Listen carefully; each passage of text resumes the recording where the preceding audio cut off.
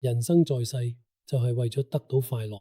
語調轉折，我唔開心嘅原因往往都係因為佢哋。我唔開心，因為佢做咗呢樣或者佢做嗰樣。呢個睇法引發咗一個關於神聖之愛同選擇權嘅深層問題。如果我係神，擁有一切能力同智慧，我會唔會用呢啲力量去逼我愛嘅人照我意思去做，令我自己開心？我即刻明白到呢個唔係真正嘅愛。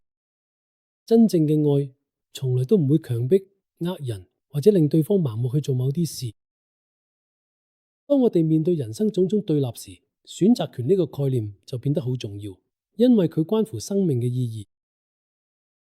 先知利海曾經宣布過，人存在係為咗可以得到快樂。尼爾遜會長都再次強調嘅呢個真理。但係睇返現實人生，好似根本做唔到嘅。最近我經歷咗嘅個人損失，一位親密朋友因癌症離世，加埋一位深受愛戴嘅先知離開咗我哋，再加上世界各地持續嘅悲傷，都提醒我哋，凡人嘅生命充滿咗心痛、失望同埋掙扎。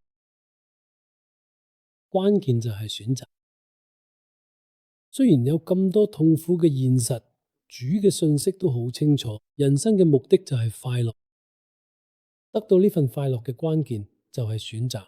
呢個係神同基督都展現咗嘅永恆原則。面對背叛同埋仇恨，基督選擇專注於美好同永恆嘅目的，喺感恩入邊揾到喜樂。神亦都選擇創造愛同永恆進步。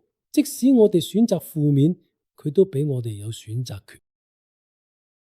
當我哋效法佢，選擇信心、希望同正面態度，我哋就會喺身邊帶嚟光明。快樂唔係咁痛苦，而係有意識嘅選擇美好，用信心行動，心存感恩，並且保持永恆嘅眼光所帶嚟嘅結果。人生嘅目的就係學識主動選擇正面，並且發現由此而生嘅喜樂。悲傷係真實嘅，但係快樂係永恆嘅。